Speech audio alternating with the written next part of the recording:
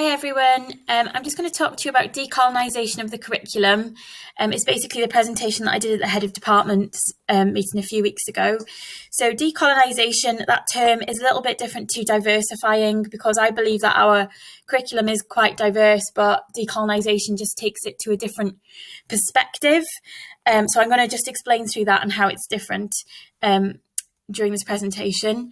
So this is something I showed some students in Key Stage 5 recently, which ones could they name and which ones they couldn't. So if you just have a look at this and think about they named the white people obviously really quickly and then struggled with the others, if to nod over them, which I think goes to show why we need to be doing this. Okay, so I did some student voice as well, looking at what ethnic groups our students were from, and if I know we got majority white there, but all the more reason to do this. That means I think as well. Also, I got them to say who they knew about. So Winston Churchill, almost everybody knew who he was, and then the others struggled a little bit. As you can see there from the statistics. I did ask them a few other questions as well about racism, which is going to be dealt with in a different way as well, looking at bullying with Rachel.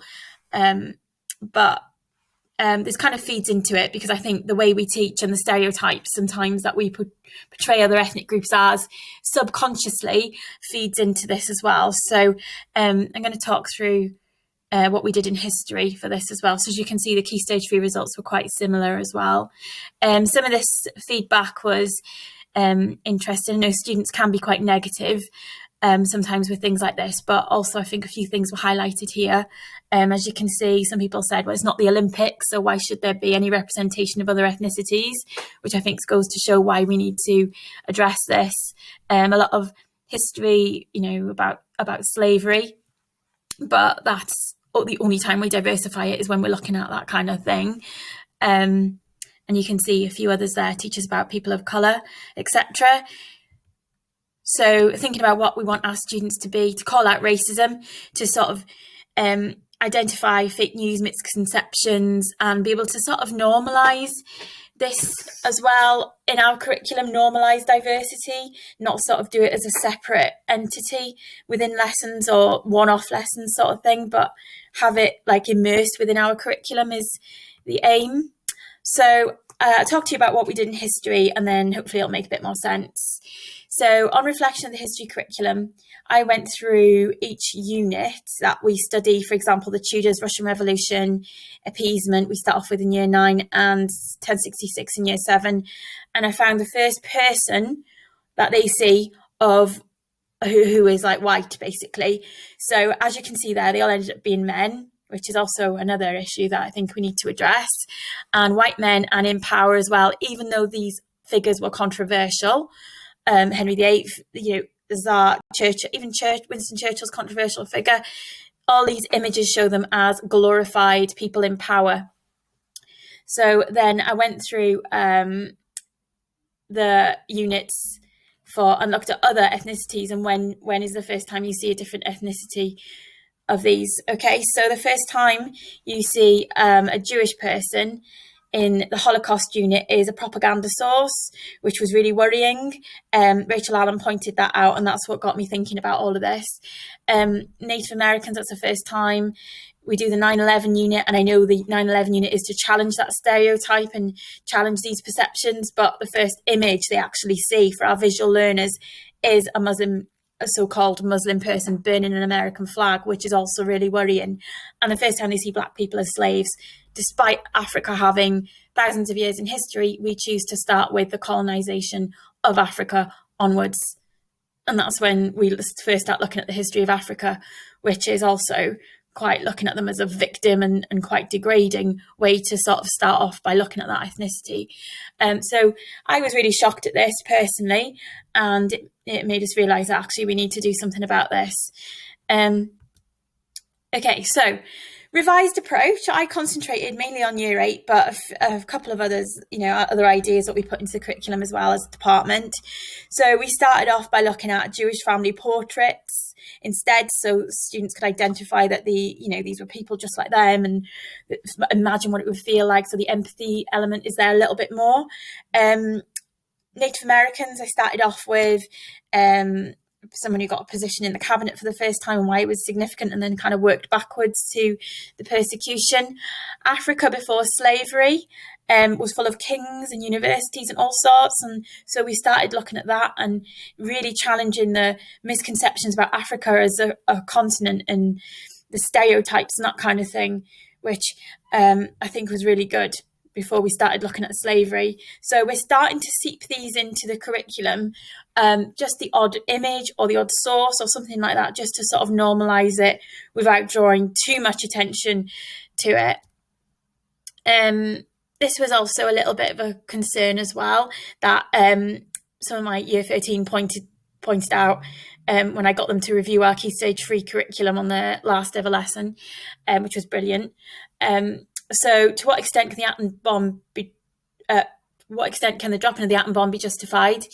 One of them said that, how can you justify a Western war crime? You wouldn't justify anything else. You wouldn't justify Holocaust, or you wouldn't justify something that happened somewhere else from a different perspective.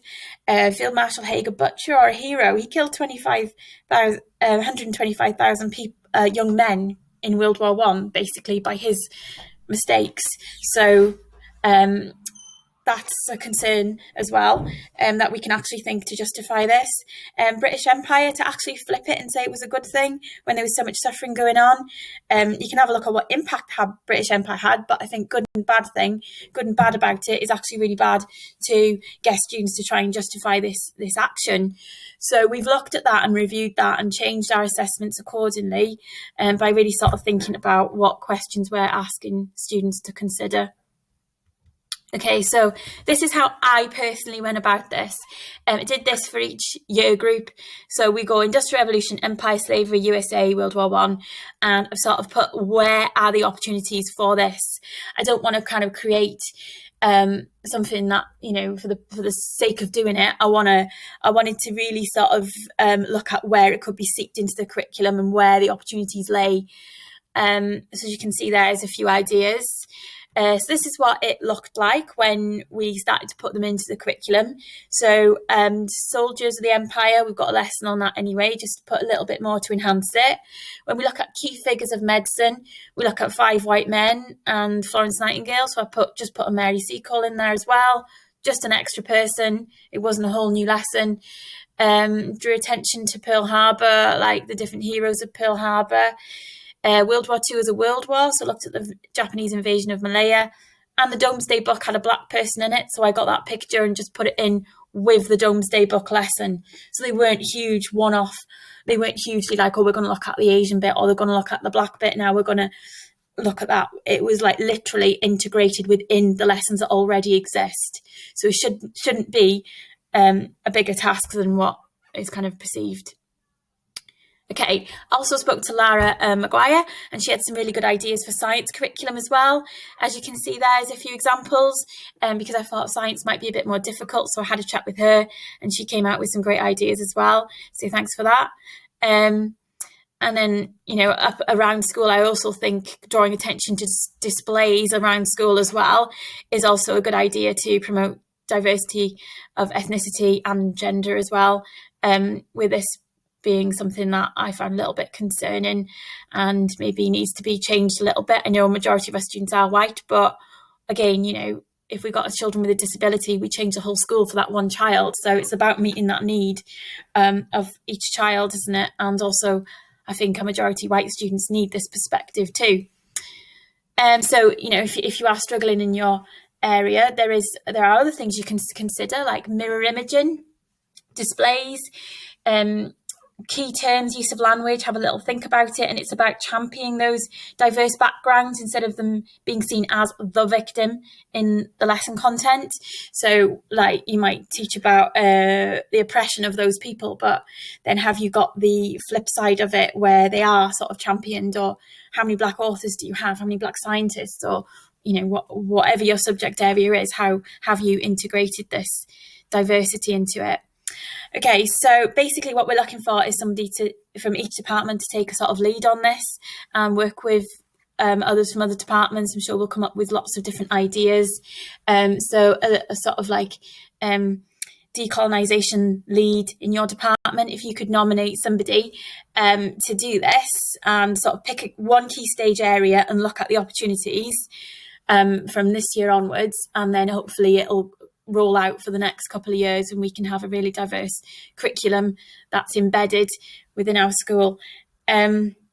I've also put together a load of links as well that I've come across over the past year that I've seen on social media and that kind of thing, that link with different subject areas and put them all together as well. So I'll send that out to whoever gets nominated. But yeah, I think it's a really exciting opportunity, and I think it will be something that will make a huge difference and impact in changes to our students and our curriculum. All right. Okay. Thank you for listening. If you've got any questions, please feel free to ask or email me or anything like that.